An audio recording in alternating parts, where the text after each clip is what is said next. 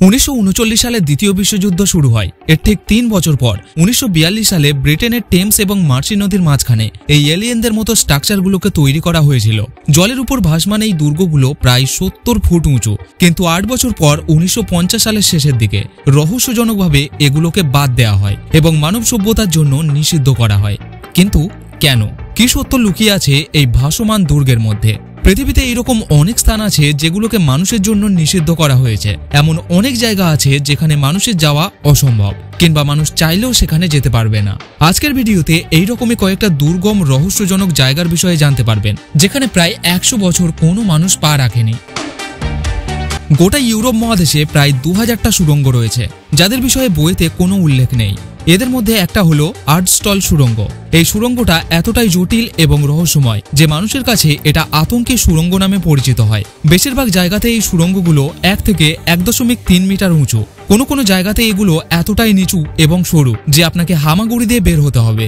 এই সুড়ঙ্গের বাঁকগুলো এতটাই বিপজ্জনক যে সামান্য ভুল করলেই আপনি এর মধ্যে আটকে পড়বেন। আর সেই কারণেই এই সুড়ঙ্গকে সাধারণ মানুষের জন্য নিষিদ্ধ করা হয়েছে। এই সুড়ঙ্গের প্রবেশপথ খুবই রহস্যময়। কোথাও জঙ্গলের মাঝখানে, কোথাও চার্চের মধ্যে, আবার কোথাও পুরনো রান্নাঘরের মধ্যে দিয়ে এই সুড়ঙ্গে ঢোকার রাস্তা পাওয়া গেছে। গবেষকদের মতে এই সুড়ঙ্গগুলোকে মধ্যযুগে তৈরি করা হয়েছিল, যেগুলো বেশিরভাগই বসতি এলাকার কাছাকাছি রয়েছে।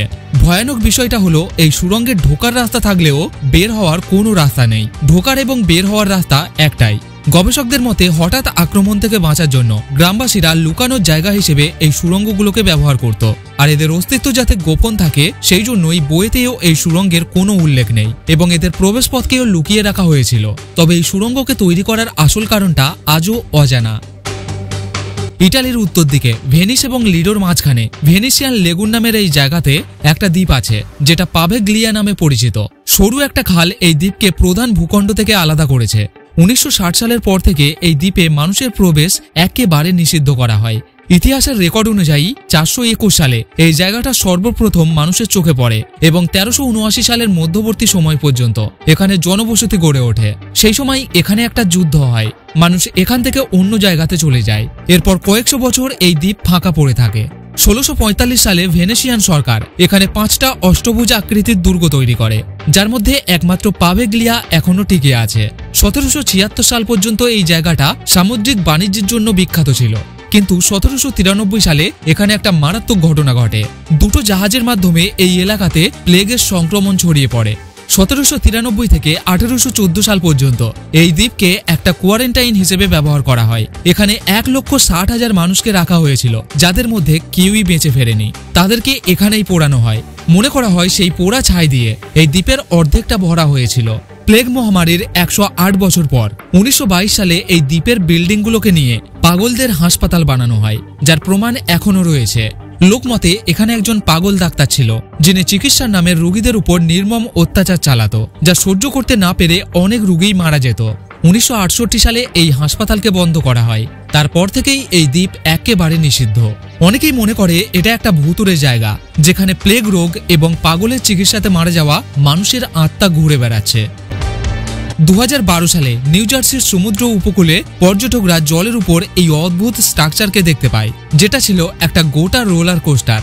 কিন্তু সমুদ্রের জলের উপর এই রোলার কোস্টারটা কিভাবে তৈরি হলো, সেটাই ছিল এর রহস্য।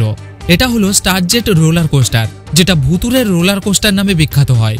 একে 2002 সালে সমুদ্রের উপকূলে তৈরি করা হয়েছিল, কিন্তু 2012 সালে ভয়ানক হ্যারিকেন স্যান্ডির আঘাতের কারণে গোটা কাঠামো ভেঙে সমুদ্রের জলে নেমে যায়। তবে এই ভয়ঙ্কর ঝড়ের মধ্যেও রোলার কোস্টারের স্ট্রাকচারের তেমন কোনো ক্ষতি হয়নি। ঝড়ের পর কয়েক মাস ধরে এই রোলার কোস্টার জলের উপর একইভাবে দাঁড়িয়েছিল। এরপর 2013 সালে এই স্ট্রাকচারকে ভেঙে এখান থেকে সরিয়ে দেওয়া হয়।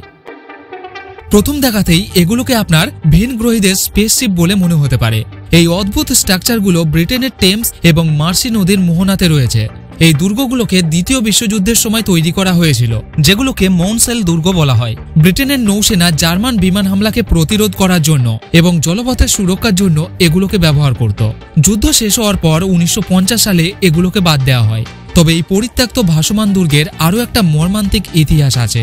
1958 সালে সম্পূর্ণভাবে পরিত্যক্ত হওয়ার পর 1964 সালে ব্রিটিশ সঙ্গীত শিল্পী স্ক্রিমিং লর্ড সাচ এখানে একটা রেডিও স্টেশন তৈরি করে, কিন্তু খুব তাড়াতাড়ি এর প্রতি তার আগ্রহ কমে যায়। সেই দুর্গকে তার বন্ধু রেজিনাল কালভার্টের কাছে বিক্রি করে। কালভার্ট এই দুর্গের সংস্কার করে রেডিও সিটি নামকরণ করে। কিন্তু 1965 সালে অলিভার নামে এক ব্যক্তি রেডিও সিটিকে দখল করে নেয় এবং কালভার্টের কাছে 5000 পাউন্ড দাবি করে, যেটা কালভার্ট তার থেকে ধার নিয়েছিল। কালভার্ট তার এই দাবিকে অস্বীকার করে, যে জন্য তাদের মধ্যে অশান্তি হয় এবং কালভার্ট মারা যায়। তবে অলিভার মুক্তি পায়। এরপর 1967 সালে সরকারের তরফ থেকে এই রেডিও সিটিকে একেবারে বন্ধ করা হয়। তারপর থেকে এই দুর্গগুলো এইভাবেই পড়ে আছে, যেখানে আজ মানুষের প্রবেশ একেবারে নিষিদ্ধ। ভিডিও ভালো লাগলে একটা লাইক করবেন। ধন্যবাদ।